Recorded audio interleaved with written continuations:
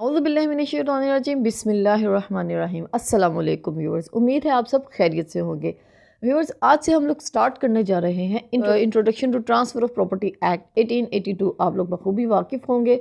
जो लोग तो लॉ के स्टूडेंट्स हैं वो बखूबी वाकिफ़ होंगे इस लॉ से। पहले जो हमारा लॉ का जो स्ट्रक्चर था, एक 3 इयर्स LLB था, उसमें ये LLB पार्ट 2 में पाया जाता था। लेकिन अब जो 5 इयर्स प्रोग्राम चल रहा है, इसमें आई होप के पार्ट 3 या पार्ट 4 में होगा। तो व्यूअर्स, मैं आप सबको एक बात क्लियर कर दूं कि ये जो प्रॉपर्टी से रिलेटेड लॉ है, ट्रांसफ़र ऑफ प्रॉपर्टी एक्ट, ये बहुत ही इम्पोर्टेंट लॉ है। ठीक है, ये सिर्फ उन लोगों के लिए ज़रूरी नहीं है कि जो लॉ के स्टूडेंट्स हैं या फिर जिन्होंने कोई कंपटीशन के एग्ज़ाम्स वगैरह पास करने हैं या फिर जो कि लॉयर्स हैं। व्यूअर्स, ये लॉ हर लेमैन के लिए जानना बहुत ज़रूरी है। ठीक है, हमारी रोज़मर्रा की ज़िंदगी में शायद ही कोई बंदा हो कि जिसका प्रॉपर्टी से की लेन देन से वास्ता ना पड़ता हो।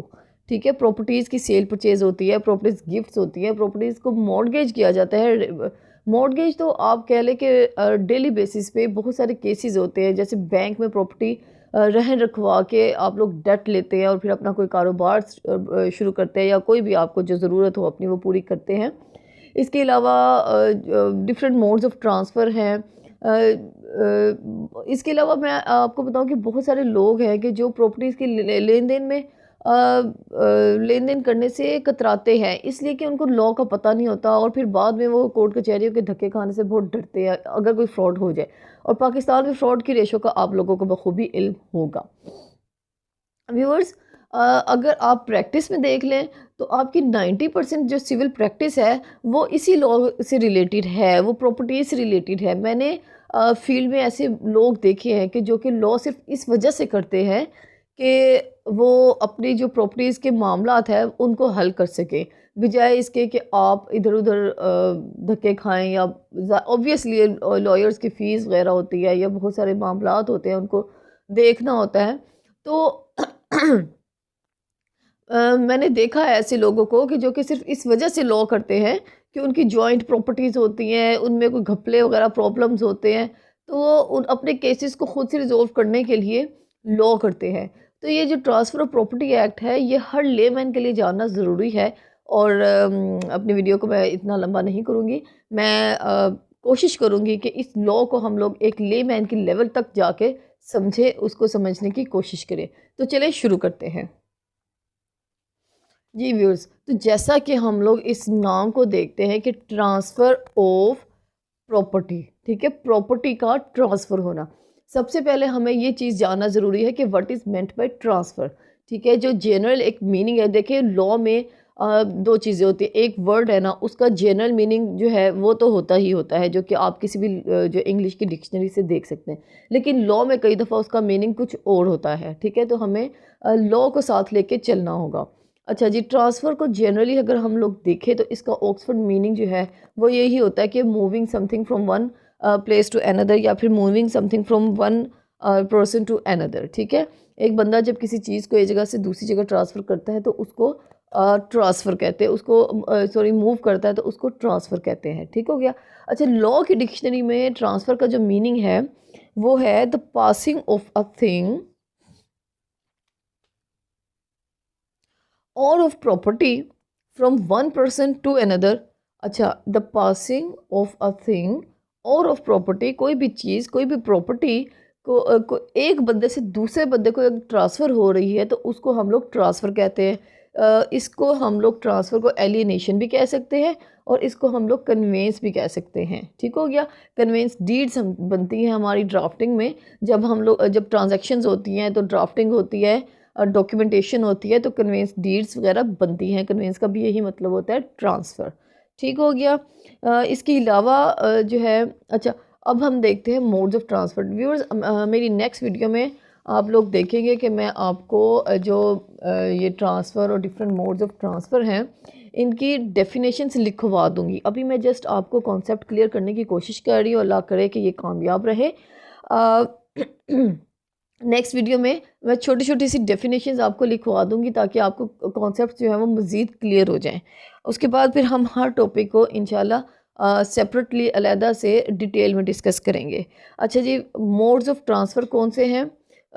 लॉ में जो है वो दो तरह से ट्रांसफ़र होती है, बाय ऑपरेशन ऑफ लॉ,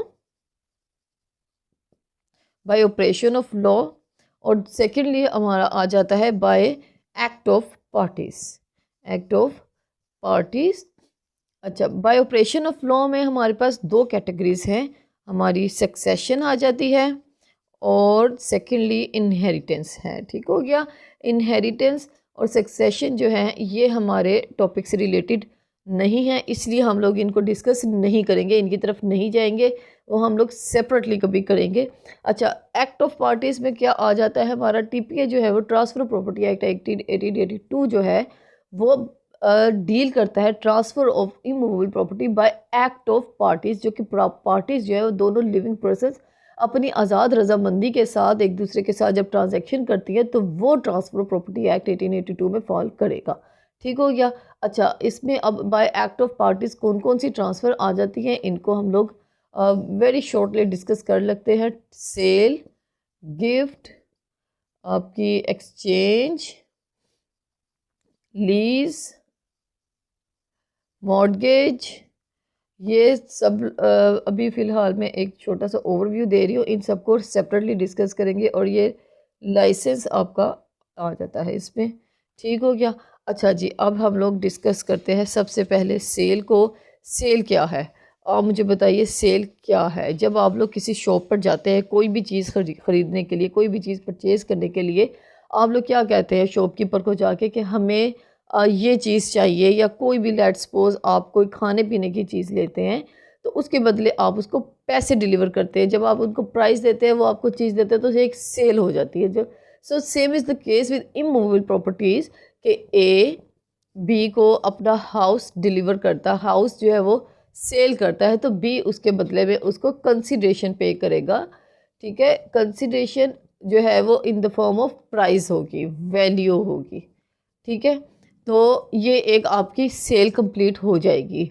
इसके अलावा अब ट्रांसफ़र ऑफ प्रॉपर्टी एक्ट को पढ़ने के लिए, समझने के लिए आपको कुछ दूसरे लॉज की हेल्प लेनी लाजमी है।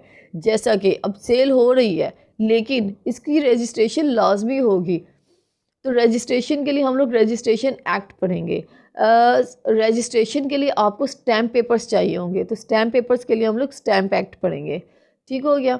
अच्छा, सेकंड हमारे पास आ जाता है गिफ्ट। अब गिफ्ट क्या है भला? गिफ्ट है कि ए पर्सन बी को अपना फ्लैट गिफ्ट करता है। ठीक हो गया। तो आखिर ऐसा कौन सा बंदा होगा कि जो बी को किसी भी बंदे को अपना फ्लैट गिफ्ट करेगा? तो ऑब्वियसली वो बंदा जो है वो ही माइट बी फादर और मदर, या फिर कोई सिबलिंग हो सकता है, स्पाउसेस हो सकते हैं।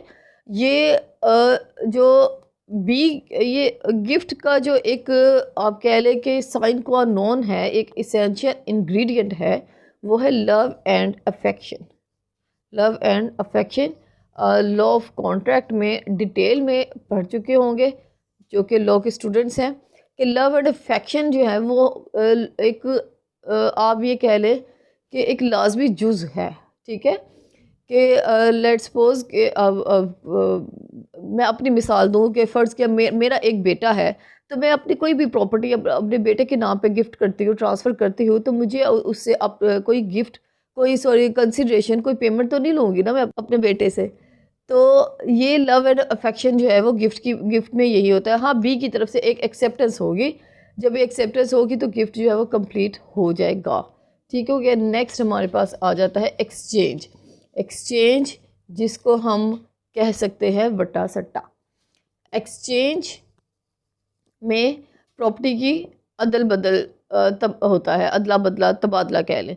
जैसे एक बंदा ए जो बी को मैं आपको जस्ट एग्जांपल्स दे रही हूँ, डेफिनेशंस मैंने आपको बताया कि नेक्स्ट वीडियो में आपको सबकी डेफिनेशंस जो है वो शॉर्ट वो आपको लिखवा दूँगी। अभी जस्ट हम लोग एक कॉन्सेप्ट क्लियर करने की कोशिश कर रहे हैं, मैं कॉन्सेप्ट थ्रो कर रही हूँ। ठीक है, बी जो है, ए जो है वो बी को अपना हाउस ऑफ़र करता है, और बी जो है उसको ए कहता है कि तुम बदले में मुझे अपनी 2 शॉप्स दे दो। ठीक है। ऑब्वियसली इन दोनों की प्राइस जो है वो सेम होनी चाहिए, और ज़रूरी नहीं कि इसमें शॉप्स हो, कोई प्लॉट हो सकता है, कोई फ्लैट हो सकता है, या वट एवर जो भी उन दोनों पार्टीज़ के दरमियान वो हो। तो एक्सचेंज ये होता है कि प्रॉपर्टी के बदले प्रॉपर्टी, ठीक हो गया। पेमेंट नहीं होती इस पे। नेक्स्ट हमारे पास है लीज़। लीज़ क्या है?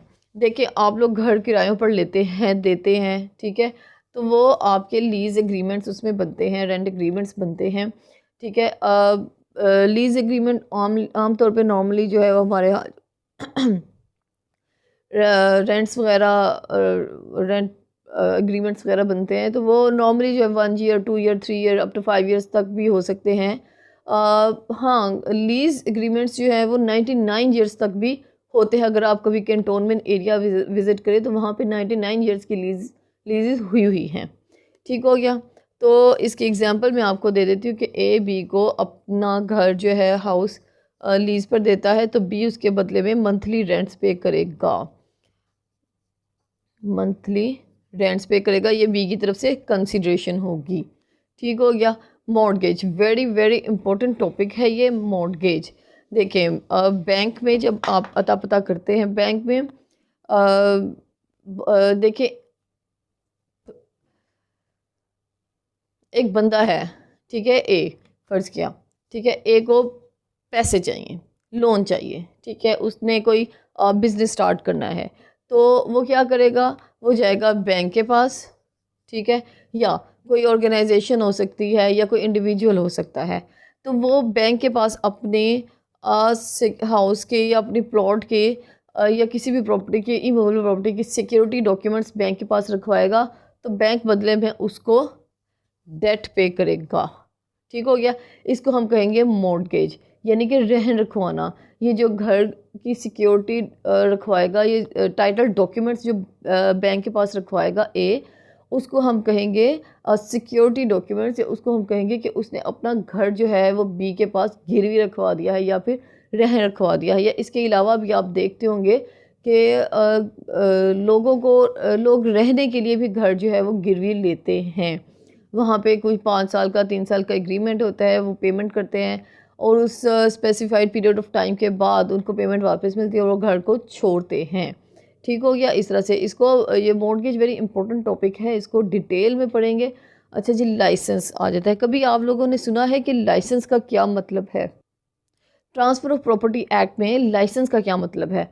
देखें, आप लोग जाते हैं कहीं, लेट्स सपोज के घूमने फिरने, पिकनिक पे जाते हैं, बहुत सारे लोग जाते होंगे आउटिंग पे, ठीक। हिल स्टेशन फ़र्ज़ किया जाते हैं, तो वहाँ पे वो लेते हैं, होटल्स में रूम्स वगैरह बुक करवाते हैं। तो उसके लिए क्या आपको कोई सेल हो जाते हैं, वो आपको कोई जो रूम्स हैं वो कोई आपको सेल तो नहीं कर देते, या फिर कोई गिफ्ट तो नहीं कर देते, लो जी आप लोग आए हैं तो आप लोग यहाँ पे रहें, या फिर उसके बदले कोई एक्सचेंज होती है, कोई रेंट एग्रीमेंट साइन होता है। ऐसा कुछ भी नहीं होता, ठीक हो। या बेसिकली वो आपको एक परमिशन दी जाती है, वो आपको एक लाइसेंस दिया जाता है कि आप लोग इस रूम को for a very short period of time आप लोग इसको यूज़ कर सकते हैं, 3 दिन के लिए, 10 दिन के लिए, 1 महीने के लिए, जो भी आपकी जो रिक्वायरमेंट होती है उसके लिए, ठीक है। और बदले में आप लोग उसका रेंट पे करते हो, आप उसकी कंसिडरेशन पे करते हो।